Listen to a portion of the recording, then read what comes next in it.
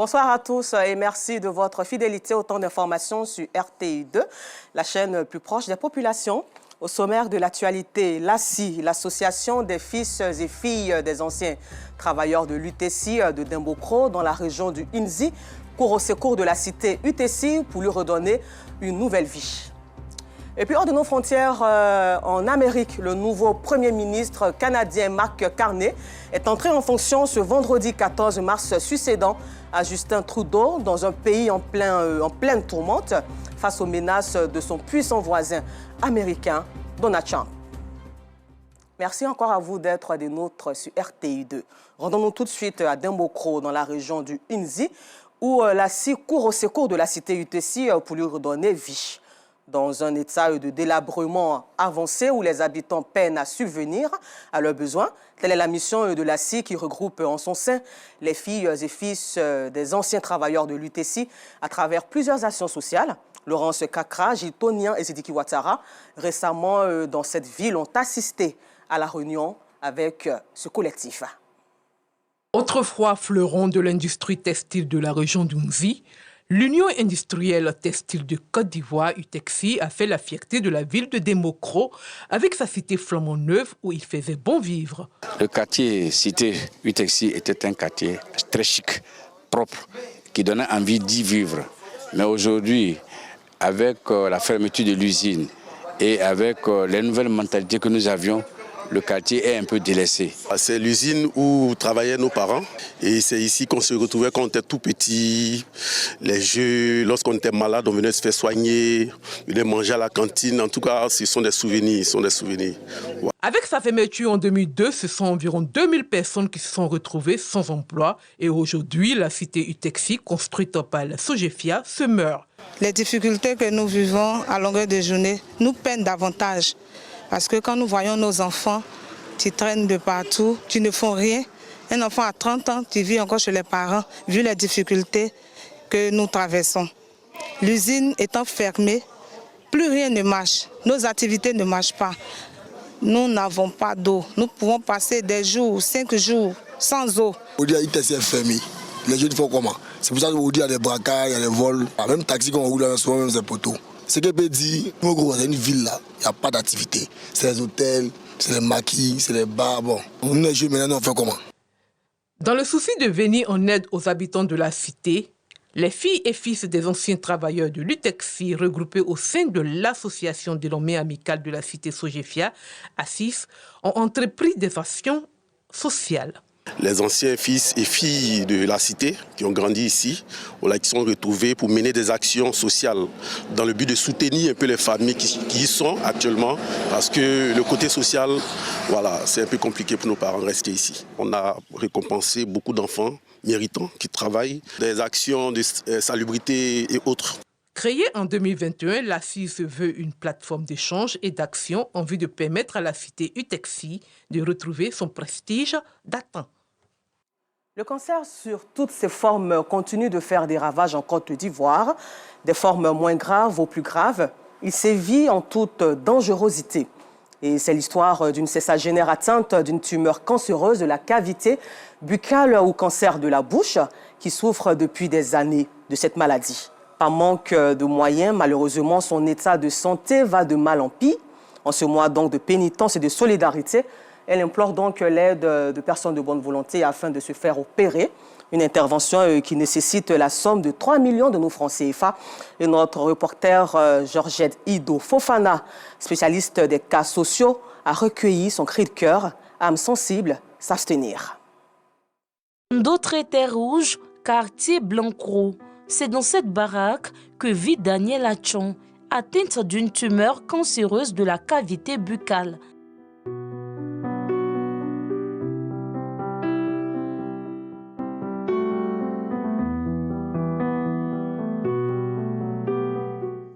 Au début, à niveau, le gars dit c'était tumeur. Après, quand je suis reparti, il a opéré. C'est fini. Petit, comme c'était petit là, il a déchiré, il a les yeux petits là. Et puis c'est fini. On a un coup là, c'est devenu gros comme ça. Et ça a commencé à évoluer. Dernier scanner là, on dit je n'ai plus d'os ici, jusqu'à ici. Tout os là est bouffé. La sexagénaire souffre de cette maladie depuis plus d'une décennie. Faute de moyens financiers, son état de santé se détériore de jour en jour. La vie d'aujourd'hui et celle qui est passée aujourd'hui là, vraiment, il y en a un diamant, tu sais, je ne peux pas vivre avec ça là, je dois me tuer. Je dois me tuer, de toute façon, elle dit non, Dieu va altérer quelqu'un un jour, ils vont te soigner, il ne faut pas te tuer. Selon Daniel, le cancer a fini par ronger toutes ses dents. Ses nuits, troublées par la douleur et par l'incertitude d'une guérison. Quand je dors la nuit, le sang sort, puis il sort. La nuit, quand je dors, le sang remplit ma bouche. Et maintenant, quand je me lève au matin, je lave. Je vois les habits, je mets au soleil avant de sortir d'ici. Si je ne fais pas ça, la odeur va rester. Veuve et mère de 2 enfants, Daniel cumule plusieurs mois de loyer impayé. Je n'arrive plus à... Donc je lui dois de l'argent. Il n'y a pas courant, il n'y a pas l'eau. 2 garçons, c'est de bruit, mais ce n'est pas un bon travail. Et l'autre là, il est en Manawa. Maintenant, l'autre là, il est en Malcori, il a eu son pack, mais il n'y a pas de travail. Il est ici, dans les bureaux. C'est lui, quand on demande, c'est lui qui me donne l'argent. Il dit, il faut faire ça là, et je sais. Il faut faire ça là, et je sais. Pour l'opération, il n'y en a plus. C'est ça, les papiers là sont attassés ici. Là. À la recherche de la guérison, elle a parcouru plusieurs centres de santé d'Abidjan en passant par l'intérieur. L'opération chirurgicale demande la somme de 3 millions de francs CFA. Je ne sors pas, je suis en prison. Donc les Ivoiriens, ils n'ont qu'à venir en net. Ils n'ont qu'à venir en net. Sinon je vais mourir comme ça. Sa sœur, seule à supporter les charges, ne sait plus à quel sein se vouer. Elle a mal, je viens, je la masse. Je fais tout. Mais ça ne va pas. Toujours quand je viens, elle pleure, je pleure. Vraiment, elle est fatiguée. Aidez-nous. Je viens la trouver. Souvent, je la trouve, elle sent partout sur elle. Vraiment, je n'ai rien aussi pour venir à son aide. Le cancer de la bouche ou encore la cavité buccale est la forme la plus courante des cancers de la tête et du cou, appelé aussi cancer des voies aérodigestives supérieures. Il touche majoritairement les personnes âgées de 60 ans et plus.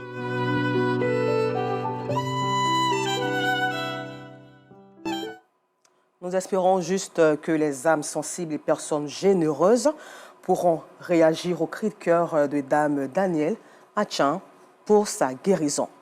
Au chapitre éducation, l'UFR des sciences médicales de l'Université Félix Houphouët-Boigny d'Abidjan-Cocody a organisé la première session de soutenance de thèse groupée des étudiants en fin de cycle. Objectif, combler le besoin en nombre de médecins dans les structures de santé en Côte d'Ivoire. Le compte rendu de Georgette Ido Fofana.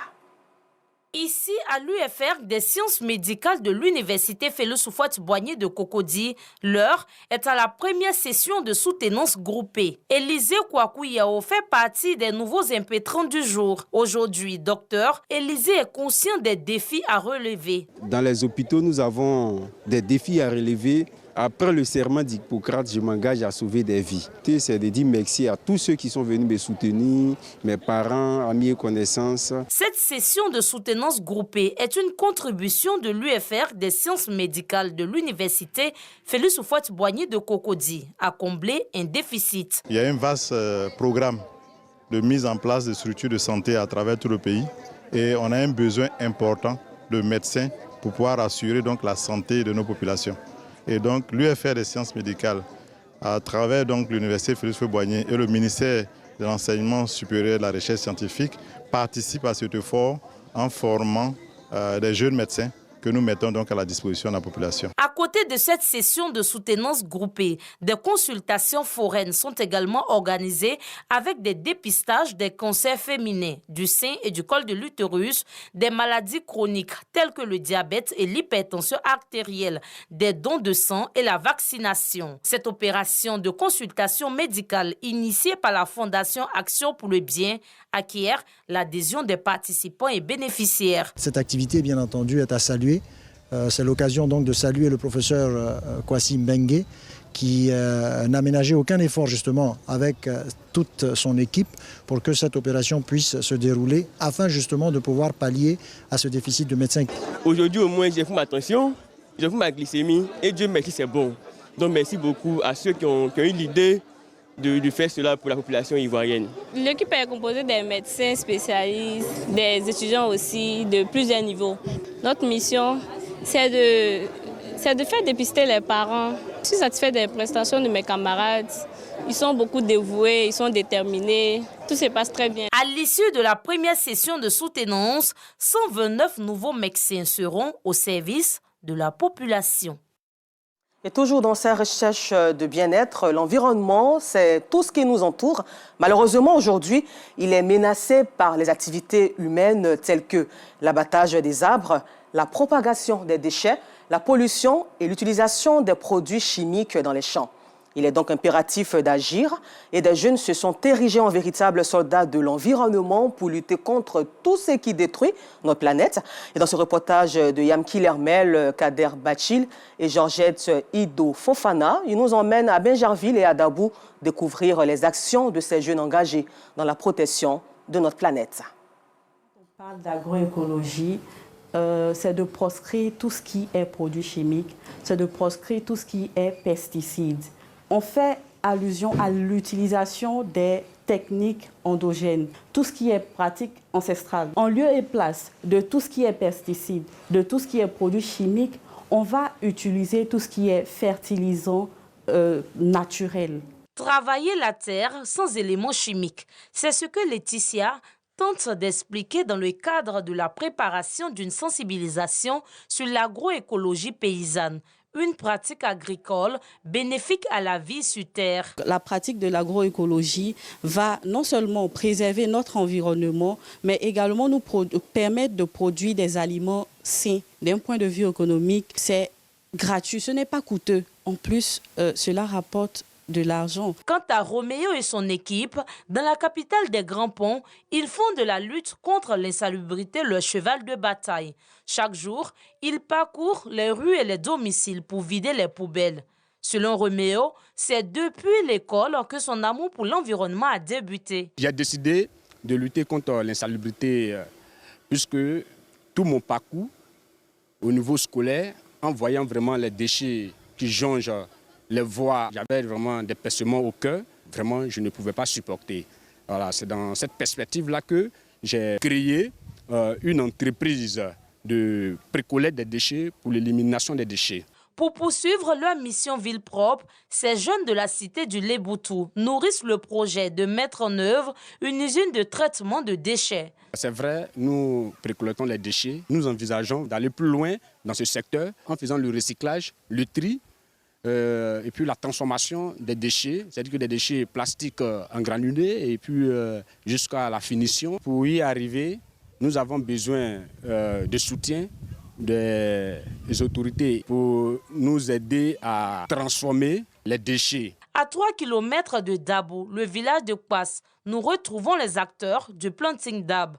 Le ciel s'est assombri. Pas question d'y retourner. Il faut traverser la lagune pour voir l'évolution des arbres qui ont été plantés lors de la journée internationale pour la conservation des mangroves de l'année 2024. Junior explique ses motivations. Nous avons décidé de faire le planting d'arbres parce qu'au niveau de la ville de Dabou, il n'y a plus la mangrove.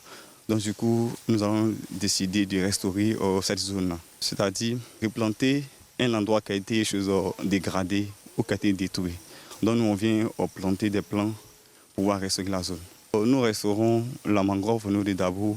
La première raison, c'est de lutter contre l'érosion des sols. La deuxième raison aussi, c'est pour permettre aussi la productivité des animaux aquatiques. C'est une occasion pour inviter les habitants du village à adhérer au projet de planting d'arbres. Donc je profite de cette occasion pour lancer un appel à la population de Passe, à la population du Léboutou, à tous les peuples lagunaires.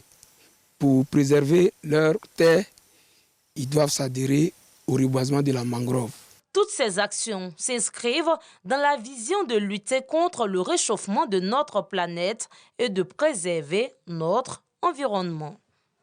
Et c'est une très belle initiative à encourager. À la page religion, l'ambassadeur du Royaume d'Arabie Saoudite près de la République de Côte d'Ivoire, Saad bin Al-Khatami, à l'occasion du mois de Ramadan, a remis au nom des autorités saoudiennes ce jeudi 13 mars à l'ambassade du Royaume d'Arabie Saoudite, Sisa Kokodi, 50 tonnes de dattes de qualité au gouvernement ivoirien. Un geste qui s'inscrit dans le cadre du renforcement des relations d'amitié et de coopération entre les deux pays. Ces dates ont été réceptionnées par la ministre Miss Belmonde Dogo. Le témoignage par Gassoro Kone de Madangui. C'est dans les locaux de l'ambassade du Royaume d'Arabie Saoudite à Cocody que Saad bin Bekete Al-Khatami, ambassadeur du Royaume d'Arabie Saoudite près la République de Côte d'Ivoire, a reçu la ministre de la Cohésion nationale, de la solidarité et de la lutte contre la pauvreté. Au menu de cette rencontre, la remise officielle de 50 tonnes de dattes de qualité des autorités saoudiennes au gouvernement ivoirien. Il s'agit pour le Royaume d'Arabie Saoudite d'apporter son soutien à la communauté musulmane de Côte d'Ivoire en ce mois de Ramadan, mois de piété, de miséricorde et de partage. Un geste qui, selon Saad bin Bekete Al-Khatami, s'inscrit dans le cadre du renforcement de relations d'amitié et de coopération entre les deux pays. Ces dons représentent qu'une petite partie de la coopération qui existe, qui continue entre le Royaume et la Côte d'Ivoire. Je remercie Madame la ministre pour le soutien qu'elle accorde aux œuvres de l'ambassade en Côte d'Ivoire ici. Ce geste de solidarité et de fraternité fort apprécié par la ministre Miss Belmonde Dogo. Nous savons que les dates ont une importance capitale pour tout musulman qui jeûne. Nous recevons 2500 cartons de dates pour la communauté musulmane. Nous leur faisons la promesse ici que ces dates iront d'abord aux musulmans vulnérables. La ministre de la Cohésion nationale, de la solidarité et de la lutte contre la pauvreté et le diplomate saoudien ont salué le leadership du président de la République, Alassane Ouattara, non sans exhorter les populations à intensifier prières et bénédictions pour une Côte d'Ivoire plus unie et plus harmonieuse. Et dans cette même atmosphère, ce mardi 11 mars s'est tenue une conférence de presse organisée par le regroupement des structures privées du Hadj en Côte d'Ivoire, dénommé Baraka Hadj. L'objectif de cette rencontre était de discuter des défis liés à la facilitation de l'accès au pèlerinage, et de sécuriser l'ensemble du processus d'organisation et surtout de garantir une transparence totale tout au long du Hadj. Le compte rendu d'Assitan Diarra. Depuis janvier 2025, le quota du contingent étatique pour le pèlerinage à la Mecque a été atteint. Pour permettre aux fidèles désireux d'accomplir ce voyage spirituel, le groupement des structures privées du Hadj en Côte d'Ivoire, dénommé Baraka Hadj, a organisé une conférence de presse. Son porte-parole annonce la date limite pour les inscriptions et précise la modalité d'accès pour les fidèles intéressés. Permettez-moi d'insister sur deux dates essentielles pour l'organisation du Hadj 2025. La première date, c'est le 25 mars, la date butoir pour les organisateurs de finaliser la signature de tous les contrats du Hadj. La seconde date, c'est le 18 avril. Cette date-là marque la limite pour l'émission de tous les visas. Donc, le temps ne court pas en notre faveur. La fiabilité et le bien-être des pèlerins restent des enjeux majeurs à surmonter pour ces structures. Adressez-vous directement aux agences que nous sommes. Il est impératif de ne jamais remettre vos dossiers et vos fonds à des intermédiaires non autorisés qui vont prendre le malin plaisir de traîner avec vos dossiers. Pour garantir une sécurité totale, toutes les inscriptions devront se faire directement dans l'une de nos agences que nous venons de citer. Cette démarche vise à éviter toute fraude et à assurer que chaque étape se déroule dans les règles de l'art. Face à la saturation du secteur public, le secteur privé joue désormais un rôle clé, offrant ainsi à davantage de fidèles l'opportunité de répondre à l'appel sacré du Hadj. La date de départ pour les premiers pèlerins ivoiriens est fixée au 17 mai 2025. Hors de la Côte d'Ivoire, deux anciens présidents et plusieurs opposants africains ont été refoulés ce jeudi 13 mars. À leur arrivée à Luanda, en Angola, bloqués à l'aéroport de la capitale, sans explication officielle. Ils devaient participer à une réunion organisée par l'UNITA, principal parti d'opposition angolais. Parmi eux, l'ancien président du Botswana, Kan Kama, l'ex-président colombien Andrés Pastrana, ainsi que les opposants mozambicains Venancio Modlane et tanzanien Tondu Lucy, une interdiction qui suscite l'indignation. Et puis nous terminons ce temps d'information en Amérique où il faut savoir que le nouveau Premier ministre canadien Mark Carney est entré en fonction ce vendredi 14 mars, succédant ainsi à Justin Trudeau. Trudeau, dans un pays en pleine tourmente face aux menaces de son puissant voisin américain, le président Donald Trump. L'ancien banquier central, il faut le signifier, est novice en politique. Il a prêté serment devant la gouverneure générale Mary Simon, représentante du roi Charles III, chef d'État du Canada, lors d'une cérémonie dans la capitale d'Ottawa. Encore merci à vous de nous avoir suivis. Excellent week-end en compagnie des programmes de RTI2, la chaîne plus proche des populations.